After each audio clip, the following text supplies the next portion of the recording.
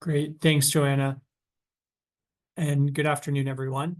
My name is Warren Dodd, and I'm joining today from the traditional territory of the neutral Nishnawbe and Haudenosaunee peoples. I'm also an associate professor in the School of Public Health Sciences at the University of Waterloo and a board member with CBRCanada.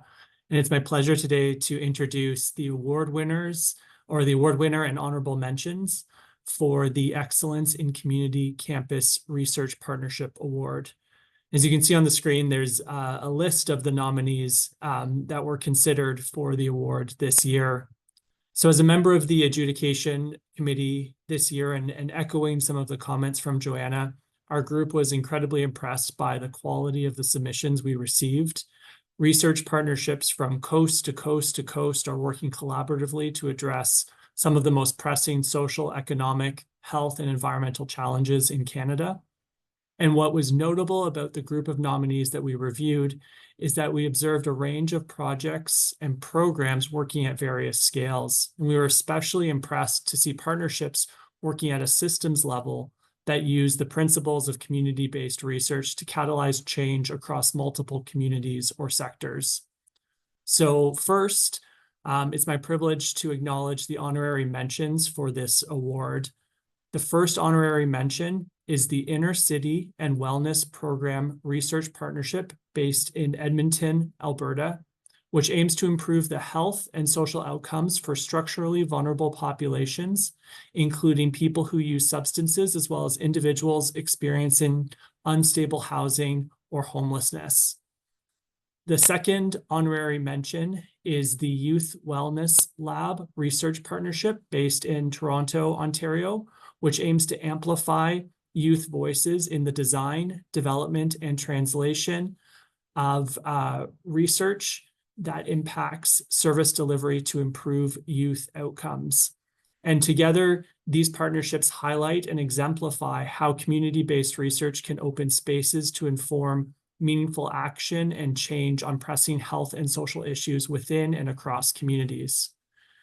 And on behalf of CBRCanada, I'm also very pleased to share that the winner of the 2024 Excellence in Community Campus Research Partnership Award is the Community Voices Building Home in Nishnawbe Aski Nation Partnership.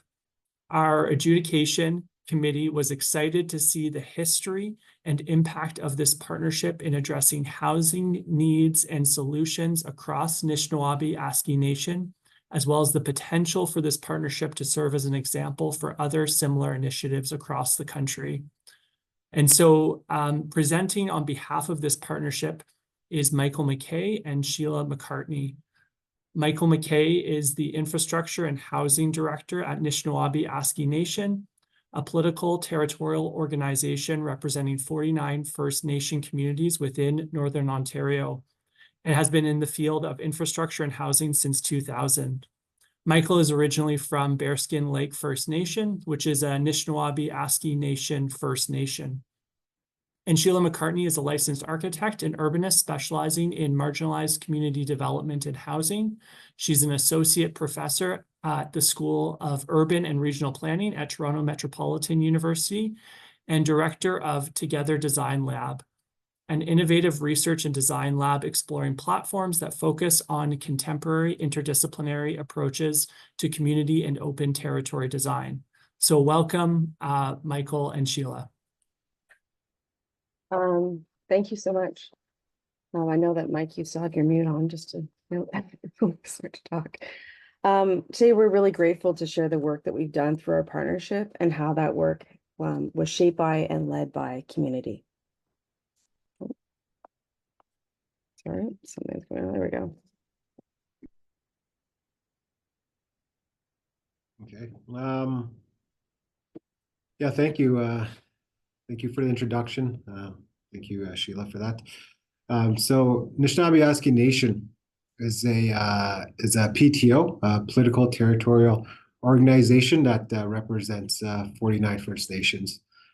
Here's a map of the territory. There are 33 First Nations that are fly-in and without year-round access. And there's about 6 winter road corridors within the territory that are constructed during January, February, March. So there's an estimated 40,000 members on and off reserve. This encompasses Treaty 9 and parts of Treaty 5. There are 4 language groups as well. There's the Anishinaabe, formerly known as Ojibwe, Cree, and Algonquin.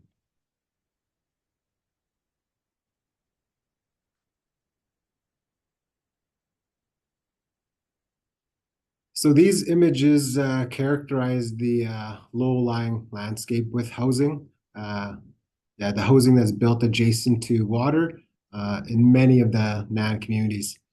The location of reserves are on muskeg, are in flood zones, and they also contribute to the rapid deterioration of the aging housing stock, which can be seen in the second photo here. So some of the Nishnawbe Aski Nation stats, based on the most recent census, 40% of the over 6,000 houses across NAN are in need of major repair, compared to only 5.7 across Ontario. And on average, there are 3.7 people per household compared to 2.6 in Ontario.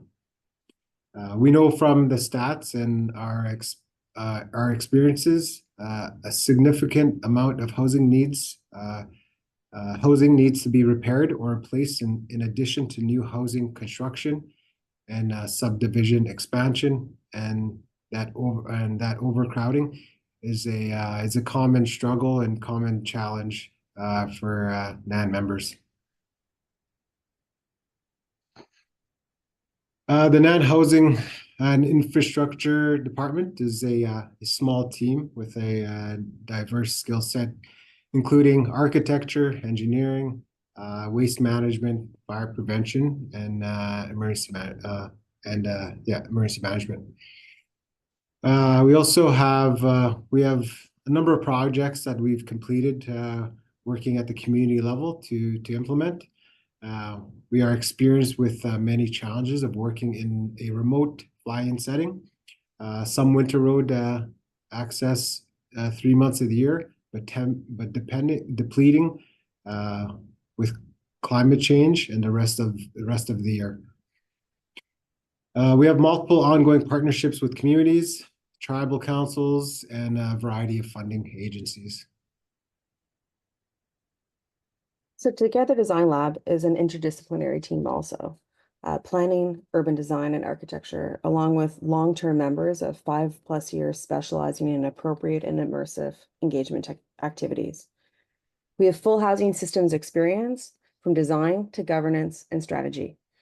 All of our work focuses on partnership, and our research work happens because of our partners identify challenges, issues, or barriers that they face in their housing system, and through action-oriented work, we look to support their building of solutions.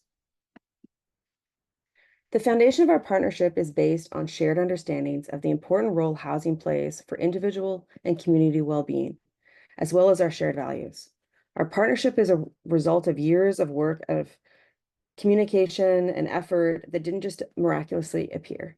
It has emerged through discussion, conversation, and looking to understand how to best work together. We work together to formalize our partnership through an agreement to act as a foundation for all work and outline important aspects of our relationship, including data stewardship and management.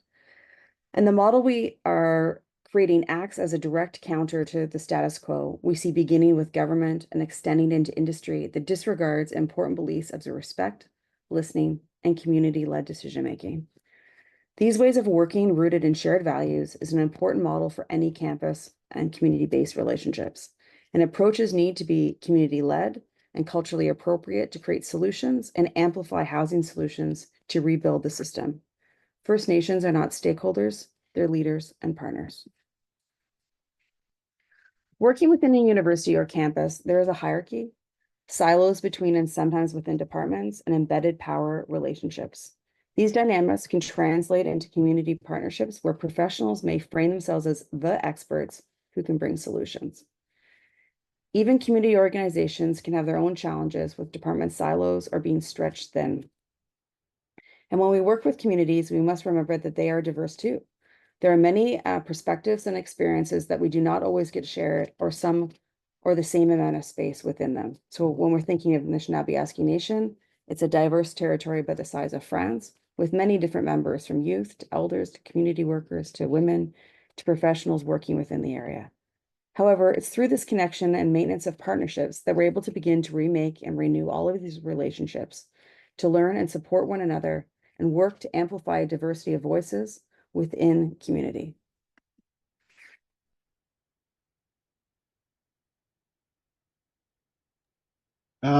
So we began to develop the NAN housing strategy over 5 years ago as a way to respond to the NAN-wide housing state of emergency that was declared in 2014 and again in 2018. This declaration came as a result of decades of inappropriate intervention and led the chiefs to describe the conditions being faced in their communities as deplorable and leading to extensive health issues, short housing life, overcrowding, and extreme mold. After reasserting the emergency, the NAN Chiefs and Assembly mandated the creation of the NAN housing strategy. Development of the strategy focused on community-based understandings of housing need and is rooted in local solutions developed by community members. In thinking about addressing the housing emergency declared by the chiefs, we placed a large importance on the idea of a housing strategy being community-based and based around the experiences of community members. Housing is more than a physical structure that provides us shelter. It is where we should feel safe. It includes our family and loved ones, the land it's on, and all the aspects of community. Housing needs to be viewed holistically and as a critical part of both individual and community well-being. Improving our health and well-being means building better housing and infrastructure. To understand any problem, we need to go to the roots to find out the cause of why housing isn't as safe or appropriate for our communities as it should be. And during the last few years, we have heard from communities the specific ways they experience the housing emergency. Beginning in 2018, the team developing the NAN housing strategy began engaging leadership and community members to understand the lived experiences of young people, adults both young and older, with housing on reserve. We were mandated to create a strategy that reflected the lived experiences of NAN members and develop solutions rooted in community. To create a strategy that is community-based and ensures the right of access to adequate housing in order to end the collective housing emergency in the Nishnawbe Aski Nation territory. It was in 2018, we partnered with Together Design Lab from the Toronto Metropolitan University in developing the strategy after collaborating on earlier projects. From 2019 to 2020, we listened to and learned from NAN community members through various community engagements. During each community visit, we sat down with leadership, housing managers, elders, education directors, health directors, health staff, youth councils, and any community member that wanted to have their voices heard. We understood throughout this time as well that communities were facing immediate housing need, and while a long-term strategy was required, so too was action. So throughout this period of development, we also supported communities on more immediate action and advocacy, trying to generate change as quickly as possible. In 2021, we started drafting the NAN Housing Strategy Roadmap and initially had 5 themes. But through review and further discussions, the roadmap was expanded to 7 themes. The draft roadmap was reviewed by the NAN Chiefs in Assembly and the Chiefs Committee on Housing and Infrastructure before it was finally submitted in August 2022 at the Kiwewin Chiefs Assembly to receive its full mandate for implementation.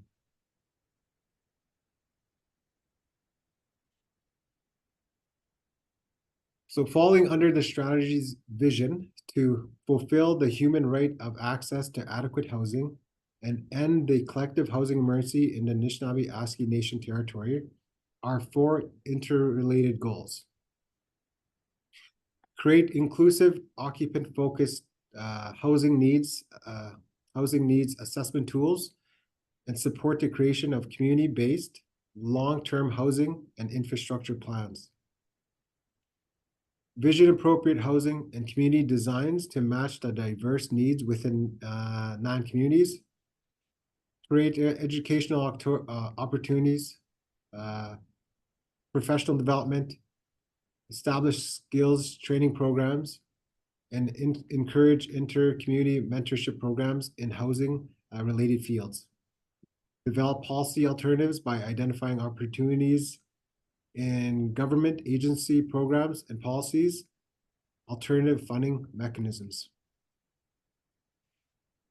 So to achieve the NAN housing strategy goals, 4 objectives have guided its development. The objectives recognize that any approach to housing solutions need to be community-led and culturally appropriate. Otherwise, they will not work in NAN communities and risk further extending the housing emergency. That First Nations are not stakeholders, they are leaders, partners, and the rights holders. That First Nations have the right to self-determination to their housing systems, and so the strategy focuses on creating tools and resources that support the development of these local housing solutions through housing procurement, tendering, management, and appropriate construction designs and building techniques. And the community should be able to access appropriate designs or pursue their own housing designs. Housing should reflect the values and cultures of the people who live in them. Homes should be safe spaces to create memories. For community voices to lead, we take several approaches to meet with people both in person and virtually. You'll note that we were visiting people to 2020. We had extensive summer travel planned for more community visits, and we moved things to work virtually. We've held workshops in 8 First Nations, and these multi-day trips allowed us to work with many community groups and understand existing challenges, successes, and goals for the future. In addition to community visits, the strategy relies on centralized meetings as well, including the NAN Housing Summit in Thunder Bay, with various groups sending representatives, and these include housing managers, health workers, women, and youth. This is an overview of the projects. So when we were talking about the 7 themes that were being developed, you can see the strategy themes down in the lower left corner. And these are the projects that have come out of the housing strategy. But I also want to point out that this is the roadmap of different projects that are ongoing in their development. So the themes include references to the projects and current actions we are taking to support housing needs in communities. Many of the projects touch on one or more of these themes, and the projects were created in response to discussions and recommendations from community engagements. We want to briefly walk through some of our projects to highlight how working in partnership and centering community voices has shaped the work that we do, as well as the ways we work to come back to community and to wider audiences.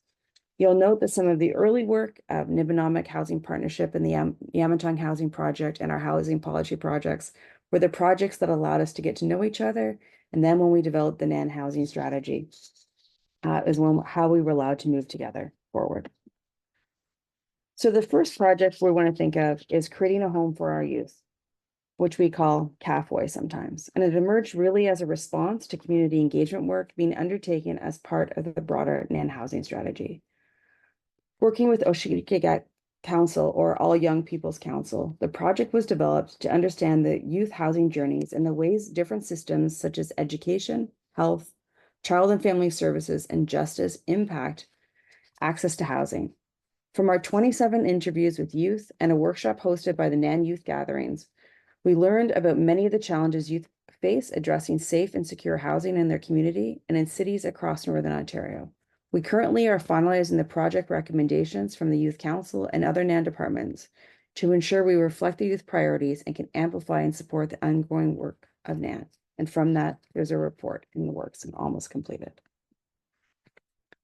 The next project, Recording Our Truth, through our early work with elders and partners from Nishnawbe and Yamatong, we began to learn about the differences between the technical understandings of housing and home. Working on the NAN housing strategy, we continue to engage and learn from elders. Recording Our Truth interviewed 6 elders to understand their experiences of home and the changes that have taken place over their lifetimes. We've learned that housing solutions need to be rooted in community and that relationships to home and homelands need to be supported through the work of the NAN housing strategy. The interviews are important accounts of histories in NAN territory, and the interviews can be used for education purposes by NAN, and learnings will be shared through a forthcoming book chapter, but also that they are held within the Nishnawbe Aski Nation archives and can be accessed by youth for many generations to come. So yeah, it can be difficult to understand the scale of housing emergency across NAN. With each community we engaged with through the strategy and our everyday work, we kept hearing about housing and the infrastructure lot shortages. Working with publicly available data in our own reports, we developed a range of estimates for housing and infrastructure needs to begin to outline the scale of the emergency. We presented our findings to the NAN Chiefs and Assembly, who endorsed an estimated need of 7,588 housing units. From this, we continue to advocate for adequate and appropriate housing and infrastructure supports and funding. We have also developed a second project, the true cost of housing in the North, to build from this project to understand current construction costs and the funding gap on reserve.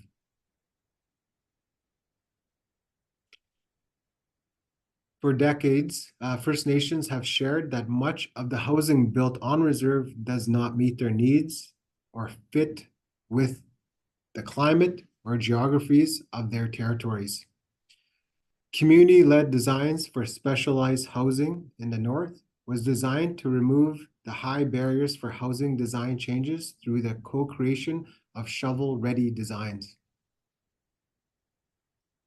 This project expanded our partnerships, bringing in other architecture firms and other technical professionals that share our values to work with and learn from community members and frontline professionals to design housing that meets a range of needs. From the development of initial user profiles and bubble diagrams to the detailed design phase, community members were engaged. Throughout this project, updates were shared back to participants and communities through newsletters and webinars. Engagement remained flexible from in-person workshops, virtual group sessions, and one-on-one meetings with more than 50 participants. The project is currently moving into its final construction package phase.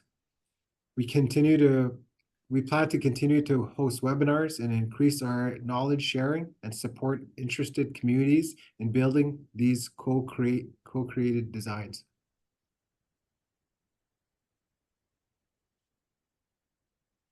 All of the projects we undertake work towards a common goal of improving housing for all NAN community members and fulfilling the right to housing. Each project tackles a different part of housing emergency to understand it and to work to address it. Our partnership is guided by a belief that a better future is possible and that addressing the housing emergency will take many people working together to end it.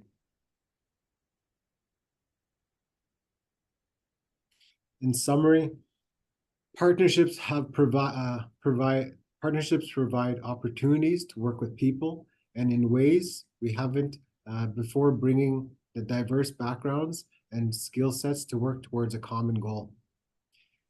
They need to be maintained through clear communication and following through on what we learn from community. Partnerships are iterative, long-term, relational, centered on community voices, and reflective on ourselves and processes. Self-determination is central to success, and that it is established in methods. Interpretation of engagement activities must occur through iterative process.